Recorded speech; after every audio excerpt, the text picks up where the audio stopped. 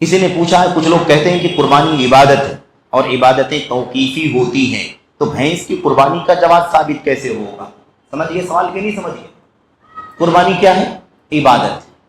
कुर्बानी इबादत, अल्लाह ताला हमें अजर दे रहा, सवाब दे रहा इसके ऊपर।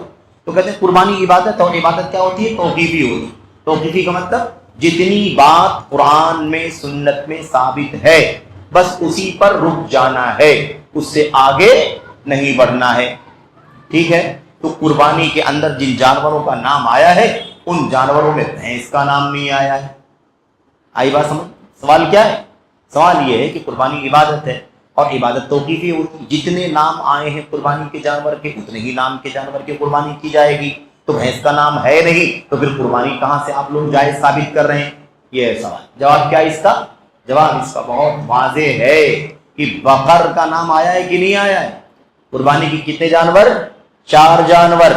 बकर मुज़क्कर मुअन्नस, बकरा बकरी है ना मुज़क्कर मुअन्नस, और उसके अलावा ऊंट ऊंटनी मुज़क्कर मुअन्नस, बान मेढ़ा मुज़क्कर और मुअन्नस। 4 जानवर का नाम आया कि नहीं आया? इनके फीमेल को मिलाएंगे, मादे को मिलाएंगे तो 8 हो जाएगा कि नहीं हो जाएगा? इन्हीं 8 जानवर की कुर्बानी तो जायज मानते हो कि नहीं मानते हो? बकर उसमें है कि नहीं भाई? बकर है कि नहीं?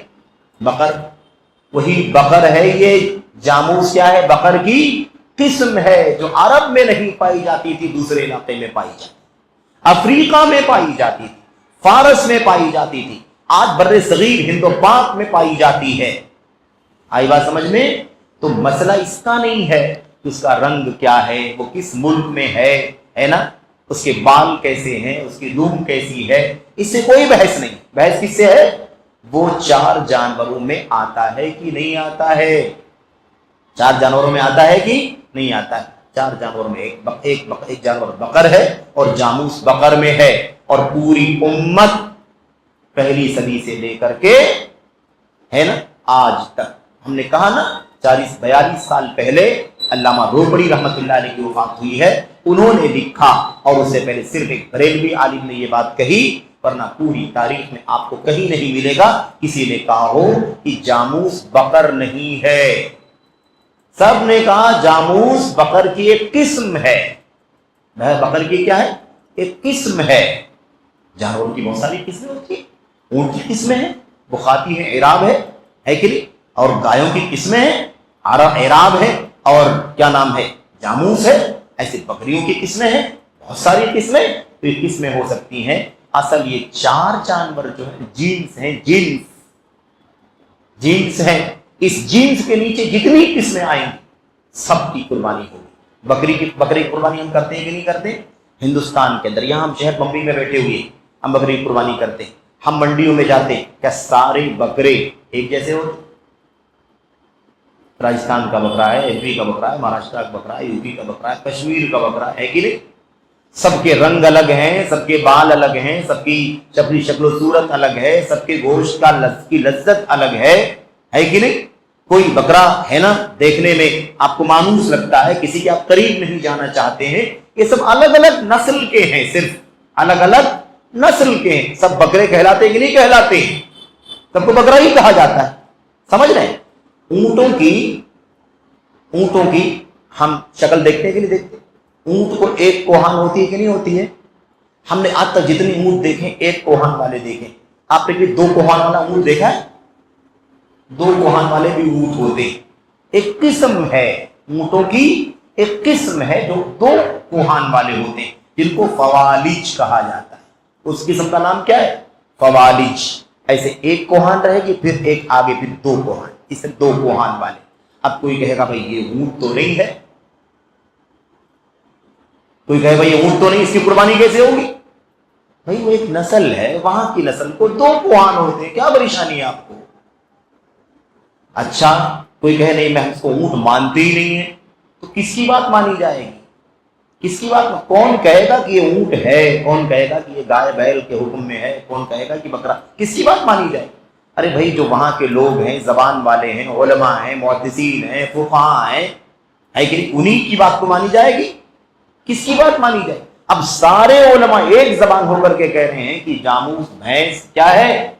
गाय की एक किस्म है जो عرب میں نہیں پائی جاتی ہے، افریقہ میں پائی جاتی ہے، فارس میں پائی جاتی، بر صغیر میں آج پائی جا رہی، اور علاقوں میں پائی جاتی ہے۔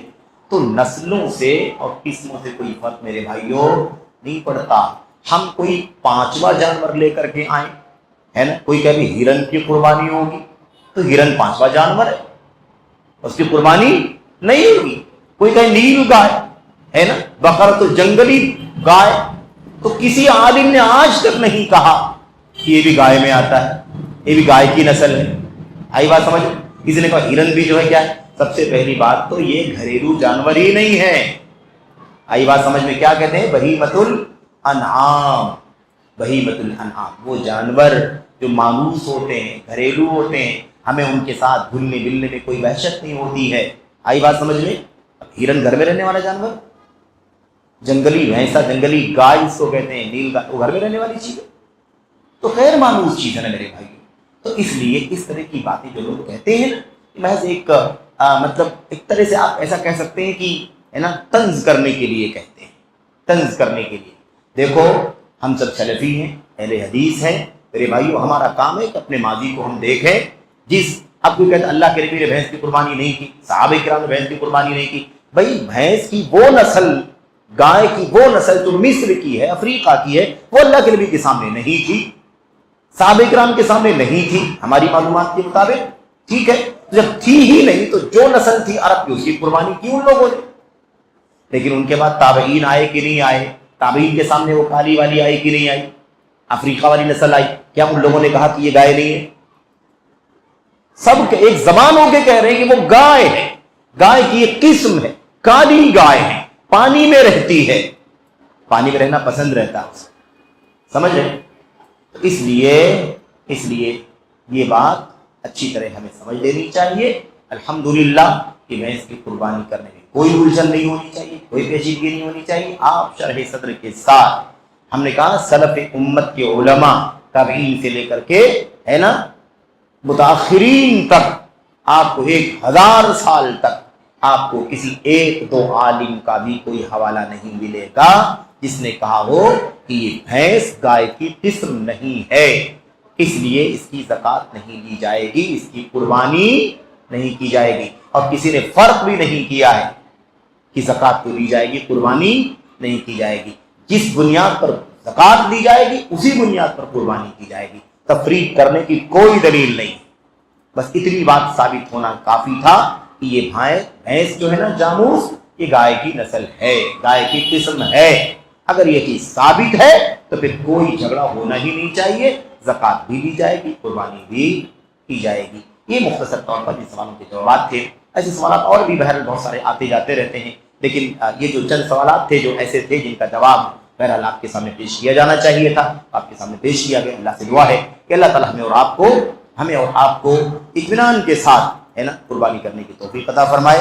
الحمدللہ ہم سلف امت کے علماء اور ان کی تصریحات اور کتابوں پر مطمئن ہیں، اس لیے ہمیں کوئی الجھن نہیں ہے۔ جس کو اطمینان نہ ہو نہ کرے، کوئی بات نہیں ہے، لیکن کسی کو نہ کہے کہ قربانی جائز نہیں، حق نہیں پہنچتا کسی، اس لیے کہ میرا اپنا اختیار نہیں، میں کسی کو کہوں قربانی کرنا جائز ہے۔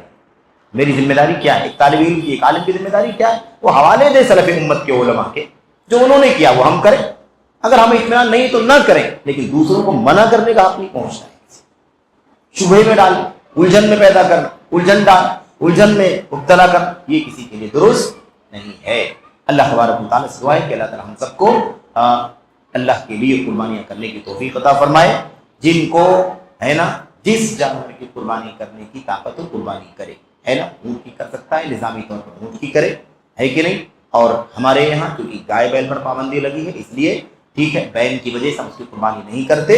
البتہ یہ نسل اس پر پابندی نہیں لگی ہوئی، ہم اس کی قربانی اطمینان کے ساتھ کریں، بکروں کی قربانی کریں، بھیڑوں کی قربانی کریں، دمبوں کی قربانی کریں، الحمدللہ اطمینان کے ساتھ۔ جس کو جتنی طاقت ہے پورا جانور لے، 7 حصے لے لے، اس سے کم لے، 1 2 3 جتنی طاقت ہو وہ کر سکتا ہے، لے سکتا ہے۔